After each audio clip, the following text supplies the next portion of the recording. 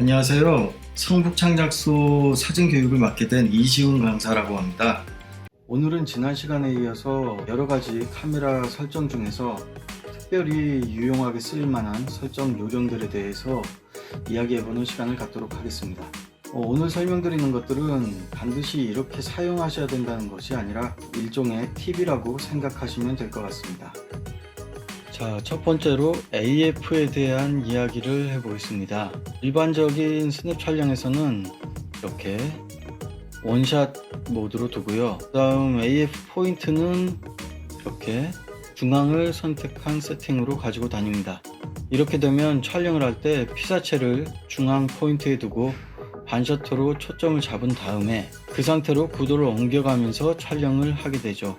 자, 예를 들자면 이런 식으로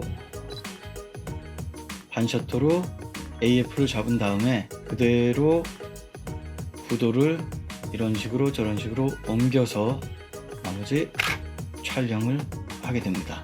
자, 이 방법은 AF 범위를 넓게 설정했을 때 내가 원하는 곳이 아닌 다른 곳에 초점이 맞는 일들이 간혹 있기 때문에 이런 실수를 없애면서도 익숙해지면 크게 어렵지 않다는 그런 장점이 있기 때문에 일반적으로 가장 많이 사용하는 촬영법이에요. 만약에 삼각대를 사용하는 경우에는 일단 원하는 구도대로 삼각대를 세팅을 한 다음에 AF 포인트를 내 피사체가 있는 쪽으로 선택을 해주시면 됩니다. 자, 다음으로는 ISO를 어떻게 설정해두고 사용하시나요? 라는 질문들이 많이 있습니다. ISO는 보시는 것처럼 저는 최소로 놓고 촬영을 하는 것을 기본으로 하고 있어요. 그리고 또 필요한 상황에서만 이제 이 상태에서 변경을 해준다고 생각하면 고감도 노이즈는 신경을 쓰지 않아도 되기 때문에 좀 편리합니다.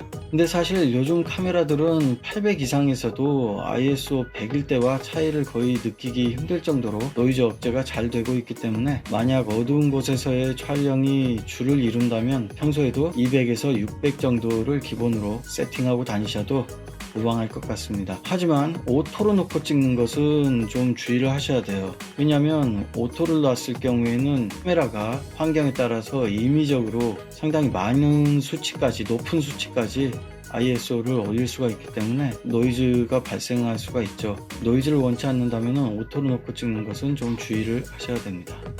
다음에 이렇게 메뉴에 들어가 보시면은 화질이라는 메뉴들이 있어요. 지금 제가 가지고 있는 모델 같은 경우는 이렇게 로우와 JPG 따로 나눠져 있고요. 로우와 JPG를 둘 다 동시에 세이브되게 할 것이냐, 아니면은 뭐 로우만 저장을 할 것이냐, 아니면 JPG로만 저장을 할 것이냐, 또 JPG에서도 품질들이 라지나 미디움, 스몰 이런 식으로 선택을 할 수가 있고요. 여기에서 나머지는 다 설명서를 보시면은 쉽게 아실 수 있는 내용들이에요. 이 로우 포맷이라는 것은 이 카메라의 센서는 들어오는 빛을 감지해서 데이터를 만드는데 그 데이터의 양이 생각보다 좀 많습니다. 그래서 용량이 크죠. 그래서 생략해도 되는 부분에 대한 데이터를 삭제를 하고 압축해서 용량을 줄인 파일들이 JPG 파일 같은 것들입니다. 사진이 부족함이 없이 아주 잘 나왔을 때는 우리가 사용하는데 JPG 파일만으로도 충분하기 때문에 JPG로만 저장이 되도록 설정을 해두셔도 상관이 없습니다만은, 만약에 보정을 해야 할 때는 최대한 많은 부분에 대한 데이터가 있어야 우리한테는 유리하게 됩니다. 예를 들어서 어둡게 나온 부분을 밝게 보정하고 싶다 라고 했을 때 어두운 부분에 대한 데이터가 살아있어야 그 데이터를 좀 더 밝게 살릴 수가 있는데, 이 부분에 대한 데이터 자체가 그냥 아예 까만색으로 데이터 자체가 없다면 밝게 살릴 수 있는 디테일 자체가 없는 거죠. 이렇게 센서에서 받아들이는 모든 정보를 저장하도록 하는 것이 이제 로우 파일이라고 이해를 하시면 될 것 같습니다. 그래서 보정을 염두에 두고 계시다면 로우 파일로 저장되도록 설정해 두는 것이 좋겠죠. 저 같은 경우는 로우 파일이 필요한 경우에도 로우 파일과 JPG 파일을 동시에 저장이 되도록 그렇게 설정을 해서 주로 사용을 하고 있습니다. 자, 다음은 노출 보정에 대한 이야기인데요. 자동이나 반자동 모드, 그러니까 A 모드나 S 모드 같은 모드로 촬영을 하실 때 카메라가 생각하는 적정 노출로 자동으로 이제 잡아버리게 되는데, 만약에 카메라가 생각하는 적정 노출이 내가 생각하는 적당한 노출과 다를 때는 노출 보정으로 간단하게 노출을 바꿔줄 수가 있습니다. 여기에 보시면 노출 눈금이 있죠. 이 눈금에서 다이얼을 조절을 하게 되면 이렇게 적정 노출인 0에서부터 플러스 마이너스 쪽으로 이동이 가능합니다. 내가 플러스 1까지 두고서 촬영을 하게 되면은 적정 노출을 카메라에서 0이 아닌 1만큼의 수치를 적정 노출로 인지를 하게 되는 거예요. 그래서 결국에는 좀 밝은 사진이 나오는 거죠.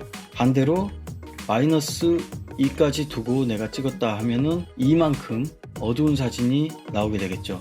그러니까 카메라가 가지고 있는 적정 노출에 대한 기준을 내가 쉽게 바꿀 수가 있는 거예요. 그래서 사진을 찍어보고 빛이 좀 모자르다, 좀 어둡게 나온다 싶으면 제가 플러스 쪽으로 한 스탑 또는 뭐 두 스탑, 세 스탑 이런 식으로 적당하게 조절을 해가면서 찍을 수가 있는 거죠.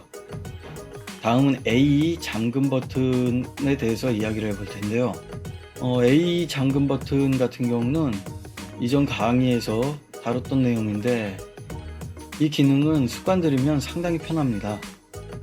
자, 측광 모드를 눌러서 이렇게 스팟 측광에 두고 주제가 되는 피사체를 중앙 스팟에 두고 반셔터를 띠릭하고 누르게 되면 그 부분에 포커싱도 되면서 노출도 중앙 스팟에 맞춰지게 되겠죠. 이 상태로 그대로 촬영하면 되겠지만, 만약에 여기서 피사체가 정중앙에 오게 하지 않고 구도를 바꿔서 찍고 싶다면 반셔터 상태를 유지하면서 그대로 구도를 이렇게 변경을 하게 되겠죠.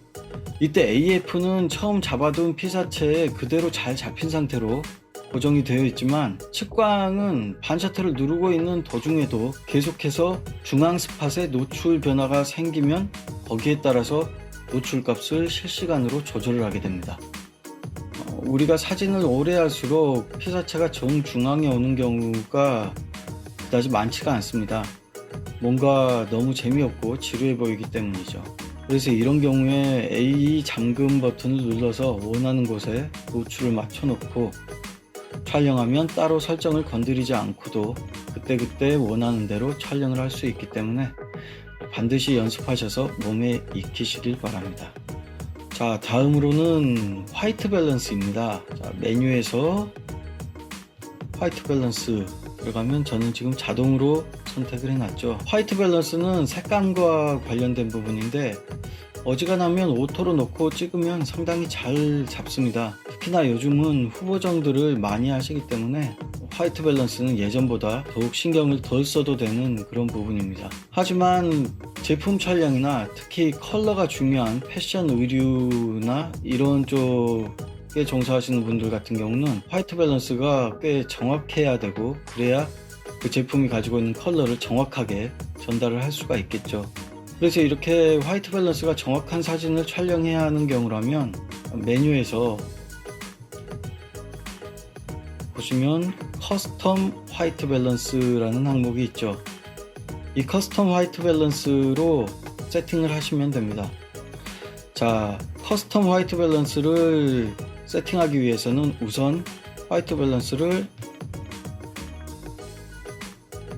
사용자 설정으로 선택을 해줍니다. 그런 다음에 우선 촬영하고자 하는 조건 그대로 아주 하얀색 부분을, 가장 하얀색 부분을 뷰파인더에 꽉 채워서 한 장 촬영을 합니다. 자, 그냥 예를 들어서 제가 지금 촬영을 해 보겠습니다. 이런 식으로 말이죠. 하얀색 부분을 꽉 채워서 촬영을 한 다음에, 자, 이때 화이트 밸런스 조절용 카드가 있다면 그걸 사용하시면 되고, 없다면은 흰색 배경지나 또는 뭐 A4지 등 적당한 크기의 흰색 부분을 화면에 꽉 차게 촬영을 하시면 됩니다. 그런 다음에 화이트 밸런스 설정에 들어가서 커스텀 화이트 밸런스에 들어가신 다음에 아까 촬영했던 그 하얀 사진을 선택을 해주시면 이 이미지의 화이트 밸런스 데이터로 커스텀 화이트 밸런스를 설정합니다 라고 나옵니다. OK를 누르시면은 자, 끝난 겁니다. 이렇게 되면은 아까 촬영했던 그 이미지의 화이트를 기준으로 해서 카메라가 화이트 밸런스를 조절해 주게 됩니다. 자, 오늘은 이렇게 카메라 설정 팁에 대해서 알아봤습니다.